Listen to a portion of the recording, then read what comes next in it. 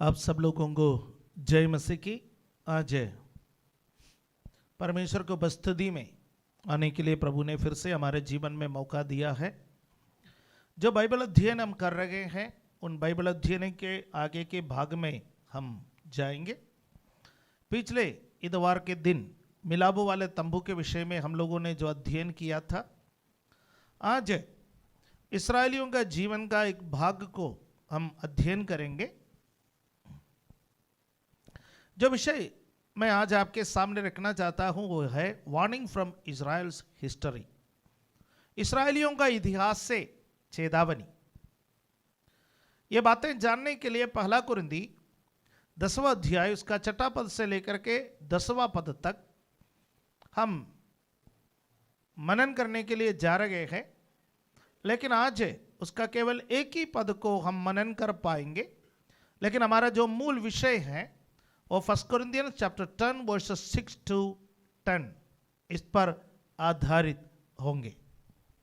जरा विषय को समझने के लिए हम इस भाग को पढ़ेंगे, फिर हम आगे बढ़ेंगे।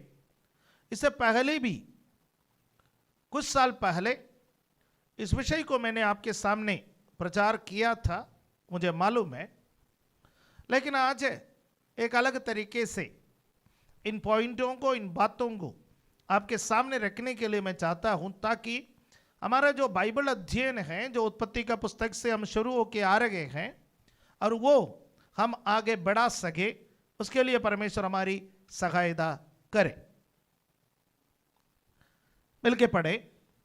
ये बातें हमारे लिए दृष्टांत ठहरी कि जैसे उन्होंने लालच किया वैसे हम बुरी वस्तुओं का लालच ना करें, और ना तुम मूर्त पूजने वाले बनो जैसे कि उनमें से कितने बन गए थे। जैसा लिखा है, लोग खाने पीने बैठे और खेलने कूदने उठे। और ना हम व्यभिचार करें जैसा उनमें से कितनों ने किया, और एक दिन में 23,000 मर गए। और ना हम प्रभु को परखे जैसा उनमें से कितनों ने किया और सांपों के द्वारा नाश किए गए। और ना तुम कुड़कुड़ाओ जिस रीति से उनमें से कितने कुड़कुड़ाए और नाश करने वाले के द्वारा नाश किए गए।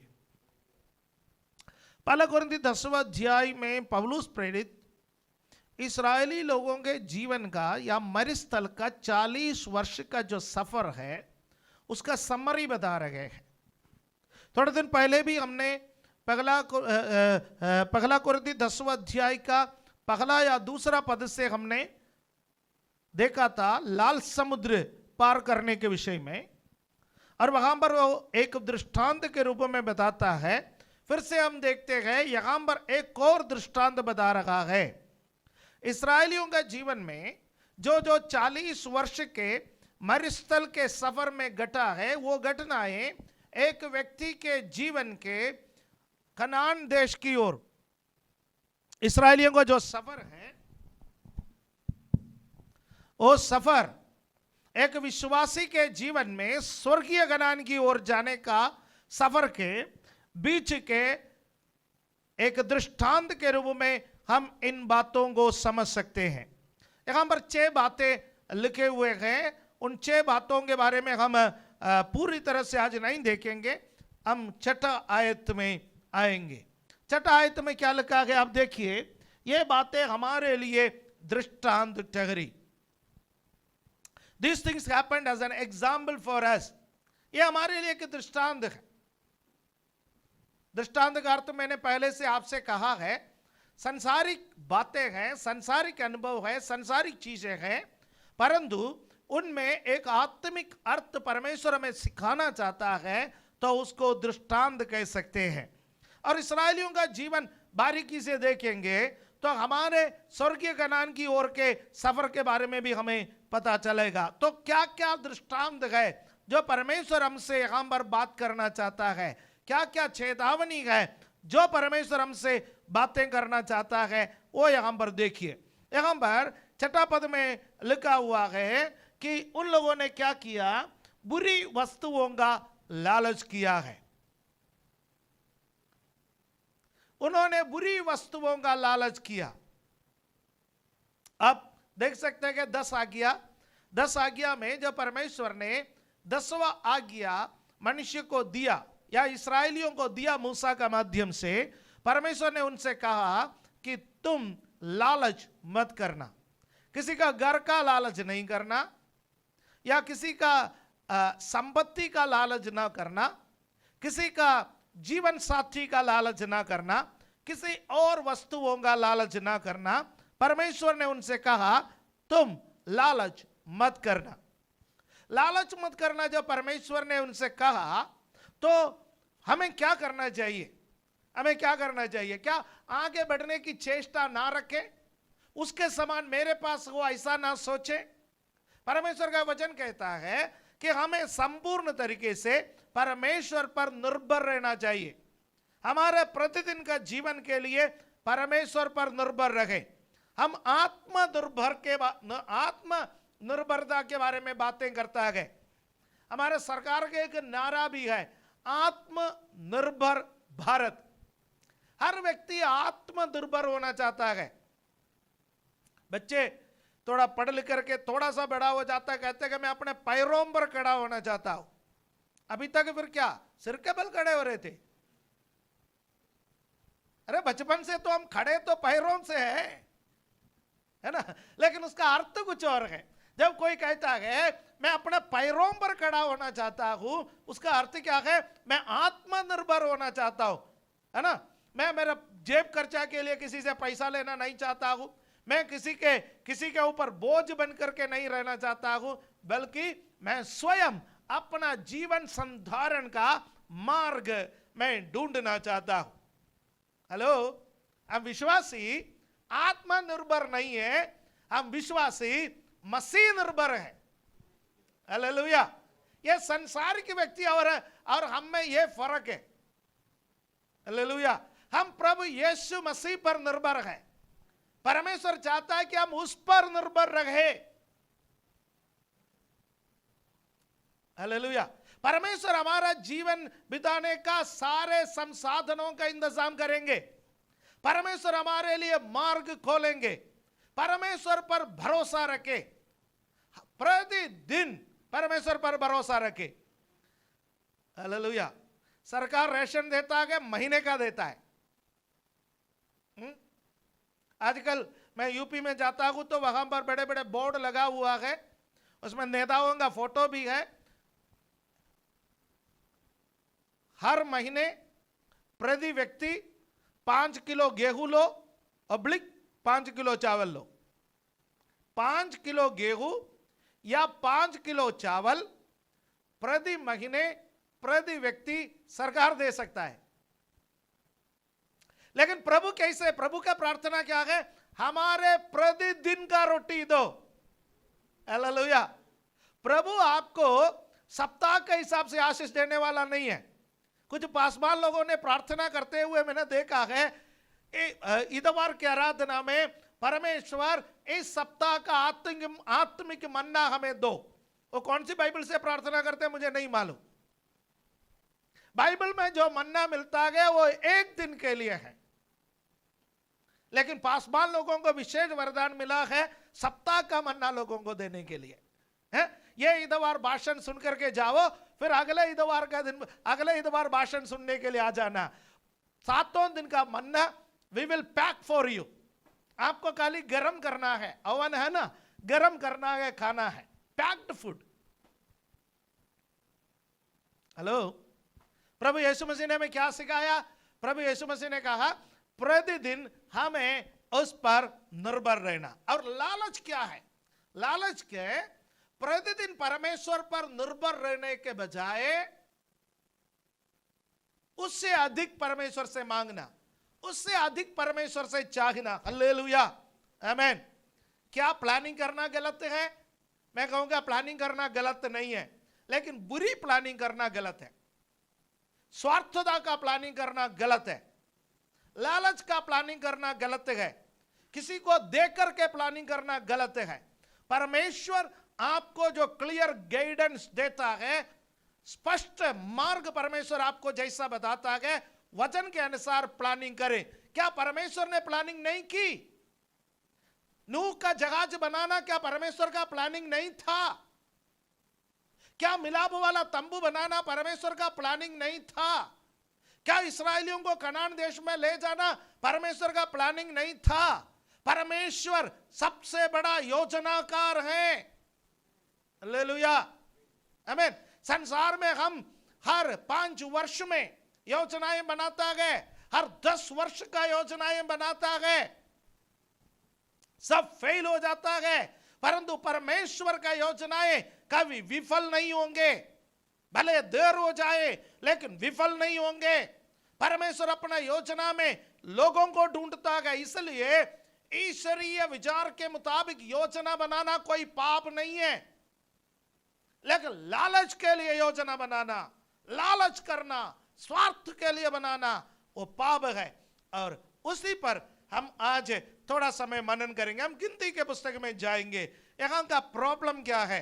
कुरिन्थियों का पत्री में पौलुस बताने के लिए कौन सी बाग को इस्तेमाल किया गया है, हम जाएंगे नंबर्स 11, चैप्टर 11, गिनती का पुस्तक, उसका 11वां अध्याय, उसका 4 से लेकर के 6 तक के पदों को हम वहां पर पढ़ेंगे ताकि हमको थोड़ा सा वहां पर समझ आ जाएगा। ठीक है, नंबर्स चैप्टर 11 वर्सेस 4 to 6, गिनती का पुस्तक 11वां अध्याय 4 से 6। क्या लिखा है? फिर जो मिली जुली भीड़ उनके साथ थी वो बेहतर भोजन की लालसा करने लगी, और फिर इस्राएली भी रोने और कहने लगे, हमें मांस खाने को कौन देगा? हमें वे मछलियां स्मरण है जो हम मिस्र में सेंध में खाया करते थे, और वे खीरे और खरबूजे और गंदने और प्याज और लहसुन भी।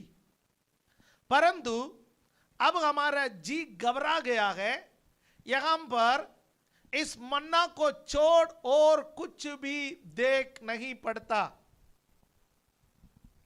हम इस बात को जानते हैं कि इस्राएली लोग मिस्र में से निकले तो उनके पास जो आटा सीमित मात्रा में थे। जो आटा लेकर के वे लोग निकले, थोड़े समय पर वो आटा खत्म हो गया, और मूसा परमेश्वर के दुहाई दी कि परमेश्वर हम क्या खाएंगे? परमेश्वर ने इस्राएलियों के लिए स्वर्ग से मन्ना दिया, और आप 7वां पद से पढ़ेंगे तो मन्ना के स्वाद के बारे में वहां पर लिखा हुआ है, किस प्रकार मन्ना इकट्ठा करके वे खा सकते हैं, है ना? इस प्रकार उसको वहां पर आप पढ़ सकते हैं। मन्ना सुबह इकट्ठा करना पड़ता था, कोई खेती करने का जरूरत नहीं, पानी देने का जरूरत नहीं, बीज बोने का जरूरत नहीं, काटने का जरूरत नहीं, कत्तों में बटोर के रखने का जरूरत नहीं, कोई कीटनाशनी इस्तेमाल करने की जरूरत नहीं कि फसल खराब हो रहा है, कोई भी जरूरत नहीं। सुबह सुबह इस्राएलियों के छावनी में स्वर्ग से ओस के साथ मन्ना गिरते थे। इस्राएलियों को वो मन्ना इकट्ठा करना था और उस मन्ने को इस्तेमाल करना था, लेकिन मन्ना खा खा के लोग ऊब गए। और देखिए, इस्राएलियों के साथ एक मिस्र भीड़ चलते थे। यह मिस्र भीड़ हमेशा प्रॉब्लम क्रिएट करता है। यह ना तो आत्मिक है ना संसारिक है। मिस्र भीड़ क्या है? ना आत्मिक है ना संसारिक है। सबसे पहले कौन प्रॉब्लम क्रिएट करता है? जो दिखता तो आत्मिक है पर है नहीं। साथ में गा सकता है, साथ में ताली बजा सकता है, साथ में चल सकता है, देखने में तो आत्मिक लग रहा है, परंतु थोड़ा नजदीक जाओ पता चलेगा ये आत्मिक नहीं है। ये उस अंजीर के वृक्ष के समान है जिसको दूर से यीशु मसीह ने देखा, उसमें पत्ते थे, पास आकर के देखा कोई फल नहीं था। यह मिस्र भीड़ है। हर कलीसिया में मिलता है ऐसा भीड़। हालेलुया। और प्रॉब्लम कुड़कुड़ाने का उनसे शुरू होता है। वो किसी काम का नहीं है, वो काम करेगा भी नहीं, वो किसी को प्रोत्साहन नहीं दे सकता, उनके पास समय नहीं है प्रार्थना करने का, उनके पास समय नहीं है उपवास करने का। हमेशा उनका मुंह से नकारात्मक बातें ही निकलेंगे, चाहे चर्च में मन्ना ही क्यों न बरस रहा हो। यह हर स्थानीय कलीसिया में है, यह विश्वव्यापी कलीसिया में है, हर जगह पर है ऐसे लोग। और ये किसको परेशान करते हैं आप देखिए। फिर जो मिली जुली भीड़ उनके साथ थी, वह बेहतर भोजन की लालसा करने लगे। ये कहेंगे कि अब जो भोजन हमें मिल रहा है ये पर्याप्त नहीं है, ये पौष्टिक नहीं है। हालेलुया, आमीन। सालों पहले एक परिवार हमारा कलीसिया को छोड़कर जाने लगे और मैं और अनिल ब्रदर उनसे मिलने गए। तो कोई परिवार कलीसिया को छोड़ के जाता है तो पास्टर को दुख लगता है, और जब परिवार गिने चुने हो तो फिर दुख का मात्रा ज्यादा होगा। तो उस वक्त ज्यादा परिवार नहीं थे, तो मैं और अनिल ब्रदर उनसे मिलने के लिए गए। तो उन्होंने कहा कि जब बच्चा प्राइमरी स्कूल का पढ़ाई पूरा करता है तो फिर उसको मिडिल स्कूल में भर्ती करना पड़ता है। आपका जो चर्च है ये प्राइमरी स्कूल का लेवल का है, अब हम मिडिल चर्च में जा रहे हैं। मैंने थोड़े दिन के बाद फिर हाई स्कूल में जाओगे, फिर कॉलेज वाला चर्च में जाओगे, राइट। हमको थोड़ा दुख लगा, कोई बात नहीं, परमेश्वर ने हमें बढ़ाया, परमेश्वर ने हमें छोड़ा नहीं। हालेलुया। मिली जुली भीड़ हमेशा क्या कहेंगे, जो भोजन मिल रहा है वो पर्याप्त नहीं है। हालेलुया। कोई भी स्थानीय कलीसिया बुरी नहीं है, पर भीड़ क्या चाहते हैं, ये दिल मांगे मोर, और दे दो, और दे दो। भीड़ को और चाहिए, बेहतर भोजन की लालसा। और फिर इस्राएली भी रोने लगे, रोने और कहने लगे कि हमें मांस खाने को कौन देगा। हमें क्या चाहिए, मांस चाहिए। ये किसका है, मांस किसने मांगा, मिली जुली भीड़ मांस को नहीं मांगा, फिर मांस किसने मांगा, इस्राएली आत्मिक लोग। अनात्मिक लोग प्रॉब्लम क्रिएट करता है, फिर पीछे चले जाता है। फर्स्ट कौन जाता, आत्मिक लोग। ध्यान रखिए, कलीसिया में जिस भी कलीसिया को आप ले लीजिए, जगह कहीं भी प्रॉब्लम है आप ले लीजिए, आप पीछे पीछे ढूंढ करके जाओगे तो उसका पीछे कुछ अनात्मिक लोग मिलेगा, लोगों को भड़काने का काम करते हैं। यदि आप आगे बढ़ना चाहते हैं, यदि आप जीवन में उन्नति पाना चाहते हैं, यदि आप आत्मिक बनना चाहता है, तो मिली जुली भीड़ से अलग रहिए। हालेलुया। यह मिली जुली भीड़ का एक और स्वभाव प्रकाशित वाक्य का पुस्तक में प्रभु यीशु मसीह कहता है, वो कहता है तुम ना तो गर्म है ना तो ठंडा है, फिर तुम कैसा है, गुनगुना। राइट। आत्मिक व्यक्ति मिलेगा तो वो जय मसीह की बोलता है, सांसारिक व्यक्ति मिलेगा उनका भाषा बोलता है। ऐसा लोगों को आप देखते हैं तो समझ लेना ये कौन सी भीड़ है, मिली जुली भीड़ है। इधर भी ताली बजाएंगे उधर भी ताली बजाएंगे, इधर भी जय बोलेगा उधर भी जय बोलेगा। मिली जुली भीड़, पहचानिए इस मिली जुली भीड़ को। यदि कोई भी व्यक्ति मिली जुली भीड़ में घुस गया है, वहीं से बाहर निकलो। नहीं है तो वो आपके आत्मिक जीवन को खराब करेगा। और यहां इस्राएली चिल्लाने लगे हमको मांस चाहिए। हालेलुया। और छठा पद को जरा देखिए, मन्ना के बारे में उनका राय क्या है। मन्ना जो परमेश्वर देता है उनके बारे में उनका राय क्या है? मन्ना के बारे में इस्राएली कह रहा है, अब हमारा जी घबरा गया है, यहां पर इस मन्ना को छोड़ और कुछ भी देख नहीं पड़ता। मन्ना खा करके हम ऊब गए। हालेलुया। आत्मिक जीवन में एक टकराव, जब आत्मिक जीवन बढ़ता नहीं है आप ऊब जाता है। आत्मिक जीवन में जब एक टकराव आ जाता है मनुष्य ऊब जाता है। इसलिए आप और मैं क्या करना है? आत्मिक जीवन में हमेशा बढ़ोतरी की कामना रखना है, बढ़ोतरी की कामना रखना है। नहीं है तो आत्मिक जीवन से हम ऊब जाएंगे और हम बोलेंगे रे ताली बजा के कोई फायदा नहीं है, गीत गा के कोई फायदा नहीं है, बाइबल पढ़ के कोई फायदा नहीं है, संगति में जाके कोई फायदा नहीं है। जब आप ऐसे कोई व्यक्ति को मिलोगे तो क्या समझोगे? इनका आत्मिक जीवन में टकराव आया, इसलिए ये क्या किया गया? ऊब गए। मन्ना खा खा के हम ऊब गए हैं। इसलिए हमको अब क्या चाहिए? मांस चाहिए, कुछ मसालेदार भोजन चाहिए, कुछ हड्डी वाला भोजन चाहिए, कुछ दांतों के बीच में घुसने वाला भोजन चाहिए। ऐसा भोजन चाहिए जो खाए तो लगे कि पेट में कुछ गया।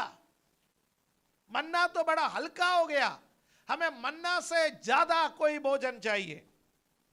परमेश्वर के पास किसी भी प्रकार का कोई कमी घटी नहीं है। परमेश्वर के पास सब चीजों का प्रबंध है, लेकिन उस प्रबंध परमेश्वर स्वयं देंगे तो अच्छा रहता है। जब डिमांड करके लेता है वो ज्यादा दिन तक चलता नहीं। कुछ लोग उपवास कर करके, प्रार्थना कर करके परमेश्वर के सामने जिद कर करके ले लेता है। आप जो चीज जिद करके ले लोगे वो ज्यादा दिन तक चलने वाला नहीं है। परमेश्वर जो आपके और मेरे जीवन में खुशी से देता है, आनंद से देता है, वो जीवन भर चलने का चीज है।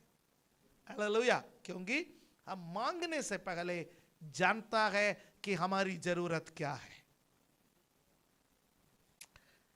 11वां अध्याय का 31वां पद में जाएंगे और उसका 34वां पद तक हम पढ़ेंगे, देखेंगे परमेश्वर ने क्या प्रोविजन किया। नंबर्स 11:31 to 34, गिनती का पुस्तक 11वां अध्याय उसका 31 से 34 तक।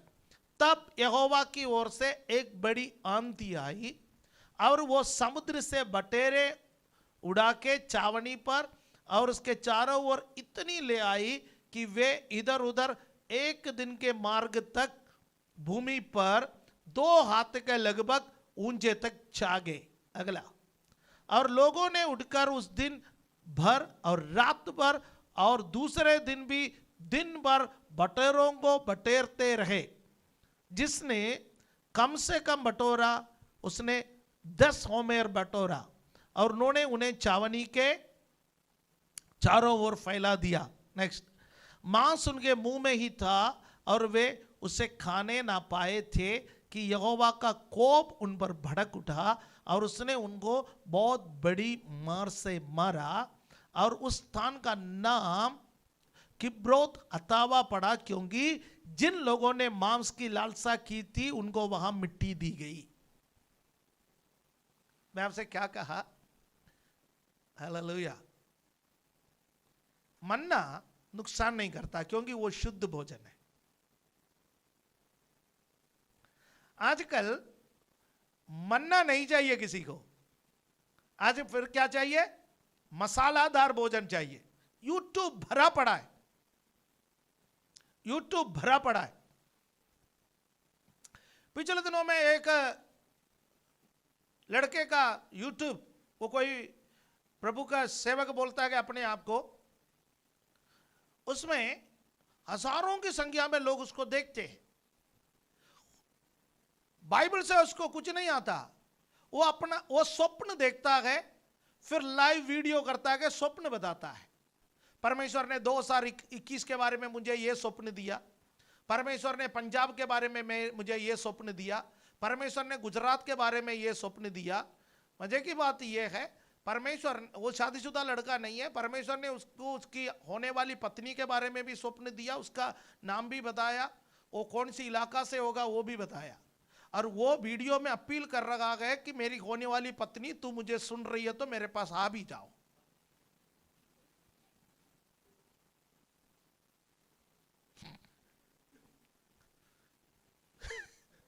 मैं सुना इसलिए बोल रहा हूं। भविष्यवाणी, लोगों को मानना नहीं चाहिए, फिर लोगों को क्या चाहिए? भविष्यवाणी। लोगों को उल्टा सीधा बातें चाहिए। इस्राएली लोगों ने भी यही लालसा की। क्या परमेश्वर ने दिया? 100% दिया, क्योंकि वचन में लिखा है मांगो तो तुम्हें मिलेगा। उड़ाऊ पुत्र ने अपना पिता से संपत्ति में उसका हिस्सा मांगा, क्या मिला? मिला। क्या पला? नहीं पला। वचन में लिखा है मांगोगे तो मिल जाएगा। इसलिए जो मांगा परमेश्वर ने इस्राएलियों को दिया। हालेलुया। परमेश्वर ने समुद्र में हवा बहाए और बटेर उड़ उड़ करके इस्राएलियों का चावनी में फैल गए। अगला दिन, दूसरा दिन, तीसरा दिन है, परमेश्वर मूसा से कह रहा है इस्राएलियों से बोलो महीने भर तुम खाओगे। दैट मीन्स फिर जिंदा रहोगे तभी खाओगे। मैं कल रात ये वचन पढ़ रहा था, ये वचन जब पढ़ रहा था तो परमेश्वर मूसा से कह रहा है तू जा, इस्राएलियों के पास जा और कह दे आज भी खाओगे, कल भी खाओगे, तीसरा दिन भी खाओगे, मत सोचना ये बंद हो जाएगा, महीना भर खाओगे। और मैं सोचने लगा 40 वर्ष परमेश्वर ने दिया, फिर परमेश्वर महीना भर क्यों बता रहा है? दैट मीन जितनों ने कुड़कुड़ाया, तुम्हारी उम्र आगे 30 दिन से ज्यादा नहीं है, जितना काट के खा सकते के खाओ। परमेश्वर जब एक बात बोलते हैं ना भाइयों, 2 बार सुन लीजिए। लालच करोगे आपको मिलेगा, पर उसकी उम्र ज्यादा नहीं होगी। और फिर परमेश्वर कह रहे हैं तुम खा खा के तुम्हारा नाक से भी निकलेगा, इतना मैं खिलाऊंगा तुम्हें, इतना खिलाऊंगा, पर 30 दिन के अंदर खा लेना। जो परमेश्वर अपनी इच्छा से हमें देता है वो फलता है। जो हम लालच से परमेश्वर से जबरदस्ती मांग मांग करके लेता है वो हमारे जीवन में आशीष का कारण नहीं बनता है। इसलिए मसीह के जीवन में कुछ सिद्धांत है, मुझे वो आपको बताना है। मेरा कहने का तात्पर्य वहां आपको ले जाना है। ये कहानी सब हमको मालूम है, लेकिन वचन संहिता में कुछ बातें हैं, वचन 74 में है और 78 में है। वो पढ़ने के बाद मैं जगह पर जाना है, नया नियम में जाकर के मैं समाप्त करना चाहता हूं, क्योंकि आज समय कम है। और हालेलुया, छोटा छोटा वीडियो ज्यादा लोग देख भी सकते हैं, अच्छा भी लगता है, राइट? Short and sweet. भजन 74 निकालेंगे, 74, साम 74, 13 and 14। यहां पर क्या लिखा है? परमेश्वर ने वहां पर क्या किया है? आई थिंक ये आसाफ ने लिखा है, तूने तो अपनी शक्ति से समुद्र को 2 भाग कर दिया, तूने तो समुद्री अजगरों के सिर को फोड़ दिया। अगला, तूने तो लिव्यातान के सिरों को टुकड़े टुकड़े करके जंगली जंतुओं को खिला दिए। ये जंगली जंतु कौन है? कुड़कुड़ाने वाला है। ये कुड़कुड़ाने वाला कौन है? परमेश्वर के दृष्टि में कुड़कुड़ाने वाला जंगली जंतु है, ध्यान रखिएगा, राइट? परमेश्वर ने इस्राएलियों को कैसे कैसे खिलाया है। समुद्र में हवा बहाए, थोड़ी देर पहले हमने नंबर्स में पढ़ा, समुद्र में हवा बहा करके परमेश्वर ने क्या कर लिया है? उन लोगों के लिए वहां से लिव्यादान को मार करके उसके मांस में से बटर पैदा करके परमेश्वर ने यहां पर लेकर के आके उनको खिलाए। ऐसा परमेश्वर को क्या करना पड़ा, यह परमेश्वर ही जानता है। राइट। अब 78 में आइए, 18 और 19वां पद को पढ़ेंगे। 78 का 18 19 भजन 78 78 18 एंड 19। और अपनी चाह के अनुसार भोजन मांगकर मन ही मन परमेश्वर की परीक्षा की। वे परमेश्वर के विरुद्ध बोले और कहने लगे, क्या परमेश्वर जंगल में मेज लगा सकता है? हालेलुया। भजन 23 में राजा दाऊद भजन गाया है कि तू मेरे शत्रुओं के सामने मेरे लिए मेज बिछाता है, शत्रुओं के सामने मेज बिछाता है। यह इस्राएलियों का सवाल का जवाब है। परमेश्वर से उन्होंने क्या पूछा कि परमेश्वर क्या जंगल में मेज बिछा सकता है? जब मूसा जाकर के उनको बोला कि तुम इतने पेट भर के खाओगे, नाक में से निकलने का समय तक खाओगे, तुम 30 दिन के अंदर इतना बटेर खाओगे, तो उन्होंने सवाल किया, क्या परमेश्वर हमारे लिए जंगल में मेज तैयार करेगा, मेज बिछाएगा? और राजा दाऊद एक कदम और बढ़ करके बताया, मेरा परमेश्वर वो परमेश्वर है जो ना केवल जंगल में बल्कि दुश्मनों के बीच में भी मेरे लिए मेज बिछाने वाला है। हालेलुया, आमीन। यदि आपको डाउट है तो उन 4 कोड़ियों को ढूंढो जो एलीशा के समय पर दिखाई देता है। परमेश्वर ने दुश्मनों के बीच में भी उनके लिए मेज बिछाया। पहला तंबू में जाकर के खाया, दूसरा तंबू में जाकर के खाया, फिर पेट इतना भर गया, तीसरा तंबू से खा नहीं सका, तब राजा के सामने जाकर के बोल दिया, भोजन पर्याप्त मात्रा में है। दुश्मनों के बीच में भी हमारे लिए मेज बिछाने वाला परमेश्वर है। वो इस मरुस्थल के सफर में, इस जीवन में मेज बिछाने के लिए उनको कोई मुश्किल नहीं है। पर वो मेज लालच से मत मांगिए। लालच से मांगोगे तो हमारे लिए आशीष का कारण नहीं रहेगा। हम 78 का 26 से जाएंगे, 1-2 वचन वहां पर पढ़ेंगे। भजन 78 26 से पढ़ेंगे। जरा देखिए, उसने आकाश में पूर्व वायु को चलाया और अपनी शक्ति से दक्षिणी बहाई। उनके लिए मांस धूलि के समान बहुत बरसाया और समुद्र के रेत के समान अनगिनत पक्षी भेजे और उनकी चावनी के बीच में उनके निवासों के चारों ओर गिराए। नेक्स्ट, और वे खाकर आदि तृप्त हुए और उसने उनकी कामना पूरी की। उनकी कामना बनी ही रही, उनका भोजन उनके मुंह में ही था।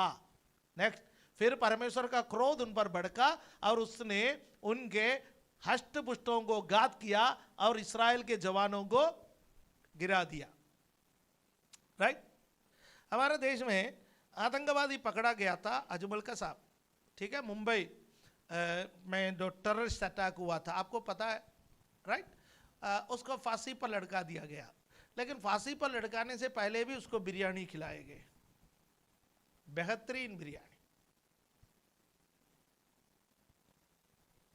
जब मनुष्य फांसी पर लटकाने वालों को बेहतरीन बिरयानी खिला सकता है तो क्या परमेश्वर नहीं कर सकता?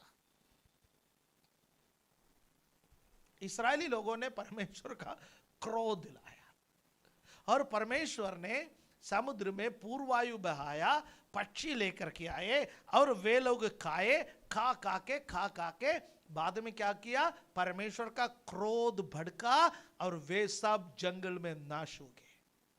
सुनिए, ये बाइबल लालच का पुस्तक नहीं है। इस बाइबल के वचनों को प्रचार करके आपके अंदर लालच उत्पन्न करने वाले नकली प्रभु के दासों से सावधान। किसी का भी प्रचार आपके अंदर लालच उत्पन्न करता है तो वो प्रचार को नकारिए, क्योंकि इस बाइबल में लिखा हुआ है, पतरस ने जो प्रचार किया उनके दिल चिद गए। यदि वचन आपके दिल को छेदता नहीं है तो वचन को सही रीति से प्रचार नहीं किया। पतरस जब प्रचार करते थे दिल छिद गए और लोगों ने पूछा, हम उद्धार प्राप्त करने के लिए क्या करें? जब पौलुस प्रचार करते थे लोगों के दिल चिढ़ जाते थे और पूछते थे हम उद्धार प्राप्त करने के लिए क्या करें। पतरस और शीलास को जेल में डाल दिया। आधी रात के वक्त वे लोग प्रार्थना कर रहे थे, स्तुति कर रहे थे, गीत गा रहे थे, परमेश्वर का वचन का प्रचार कर रहे थे। वो भी तो बोल सकता था जेलर को, तुम्हें प्रमोशन मिलेगा, तुम्हारा स्टार बढ़ेंगे, है ना। और उन्होंने जब प्रचार किया वहां का प्रचार सुनकर जेलर उनके पैरों पर गिर गए और पूछे, ओ उद्धार प्राप्त करने के लिए मैं क्या करूं। हालेलुया। तब पौलुस ने बोला, प्रभु यीशु मसीह पर विश्वास कर तू और तेरा घराना उद्धार पाएगा। आज प्रचारकों के पास, पासबानों के पास, भविष्यवक्ताओं के पास, प्रेरितों के पास दुनिया क्यों जा रहे हैं, पर्चियां क्यों कटवा रहे हैं। आशीष चाहिए। कौन सी आशीष मांग रहा है? इस्राएली जंगल में जो मांस मांगा, आज वो ही आशीष का पीछे है मसीही जगत। Be careful.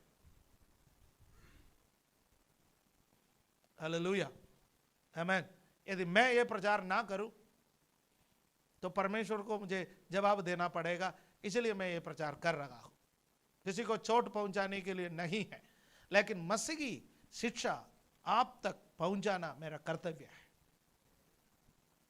याद रखिए, हर जमाने में अल्पमत के लोग ही उद्धार पाया है।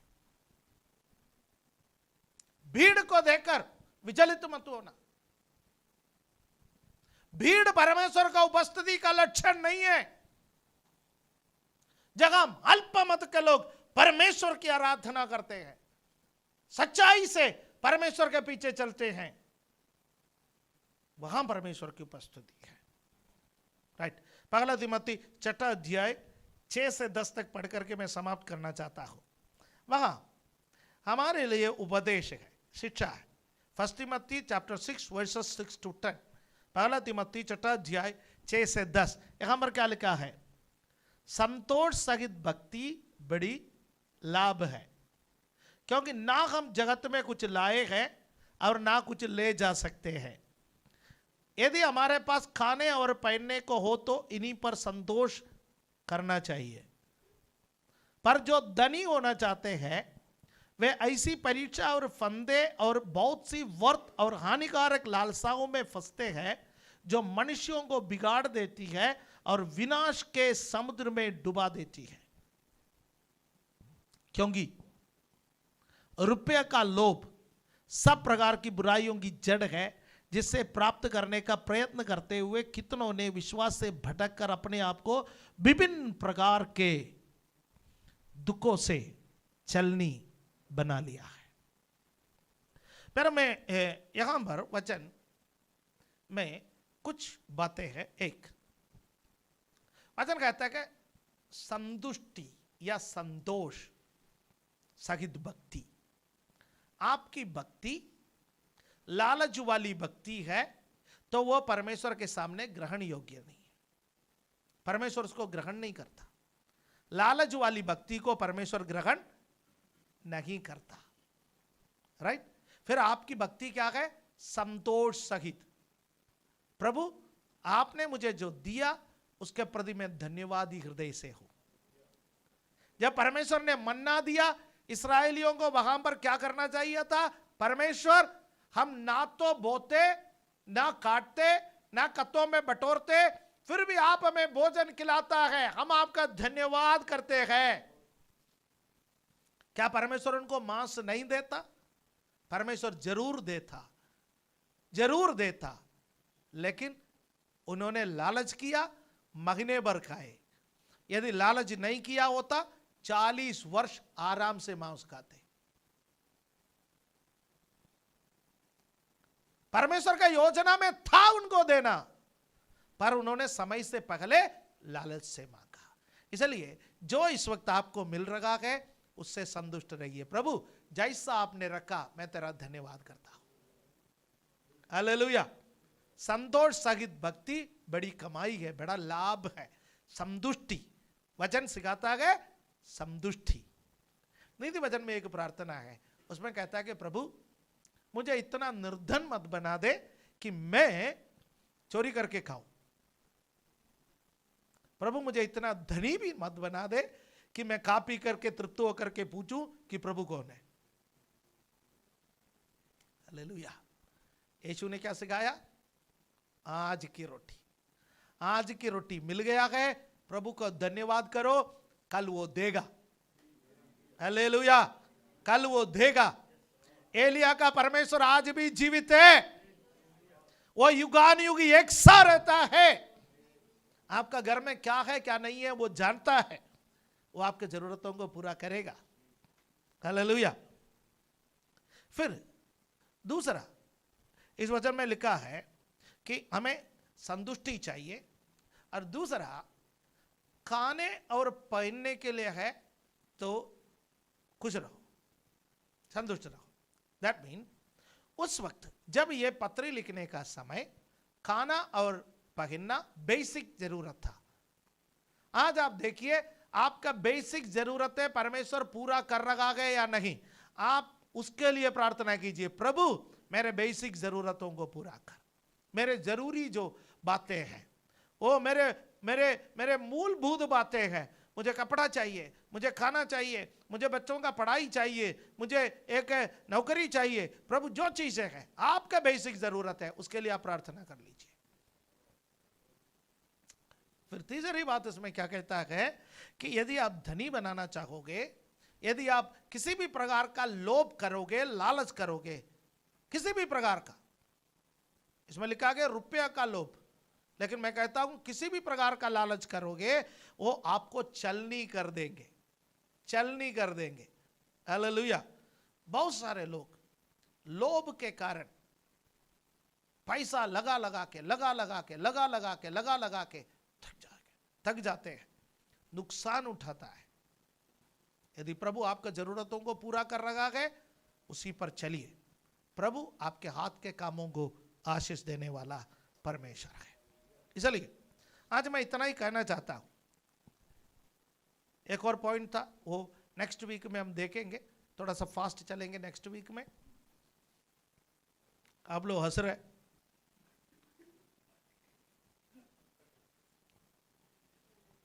क्योंकि लोकल गाड़ी में आप सुपर फास्ट का टैग क्यों लगा रहे हो? भाई मैं चाहता हूं कि आप बाइबल को सीखे। हालेलुया। थोड़े सीखे लेकिन पक्का सीखे। मेरे इन बातों से आपको कोई भी सवाल पूछना चाहता है तो जरूर ऑनलाइन ना पूछे, कभी मिल करके पूछे, या व्हाट्सएप के माध्यम से पूछे, या कमेंट बॉक्स में पूछे। जो बातें इस पुलपिट से मैं प्रचार करता हूं बाइबल के अनुसार आपको जवाब देने के लिए मैं उसके लिए मैं क्या बोलता हूं, मैं जवाबदेह हूं, जिम्मेदार हूं, मैं आपको जवाब दूंगा। ठीक है, लेकिन मैं चाहता हूं कि मैं आप बाइबल को सीखें। इन हालेलुया, इन दिनों में जो आत्मिक जीवन के जो परेशानियां इन दिनों में आत्मिक जगत में चल रहा है उसमें फंस करके अपना आत्मिक जीवन को बर्बाद मत कीजिए, जैसे इस्राएलियों ने किया। जितनों ने कुड़कुड़ाए, जितनों ने लालच किया, जितनों ने मांस की कामना की, वो सब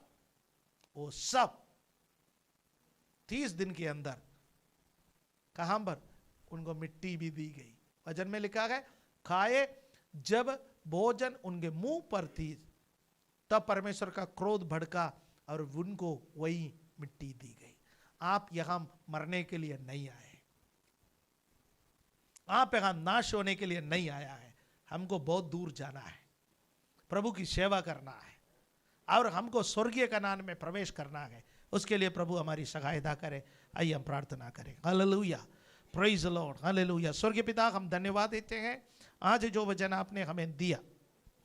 प्रभु जी, पिछले दिनों में हमसे बहुत बार गलतियां हुए हैं।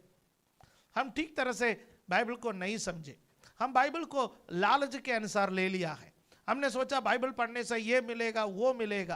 प्रभु बहुत सारे लालच हमारे अंदर भरे हैं। आज यीशु मसीह का सामर्थ्य नाम से हमारे अंदर भरे हुए तमाम लालच को हम हुक्म देते गए, बाहर निकल जाए। कुछ मिले या ना मिले, यीशु के पीछे हम चलेंगे, शद्रक मेशक अबेदनगो के समान। ये परमेश्वर आग का भट्टे में से हमें बचाए तभी चलेंगे, ना बचाए तब भी चलेंगे। लालच के कारण नहीं, उद्धार है यीशु में, अनंत जीवन है यीशु में, उसके लिए हम चलेंगे। प्रभु आप हमें सहायता कर। धन्यवाद के साथ ये प्रार्थना प्रभु यीशु मसीह के पवित्र नाम से हम मांगते हैं, amen, hallelujah, praise the lord, amen.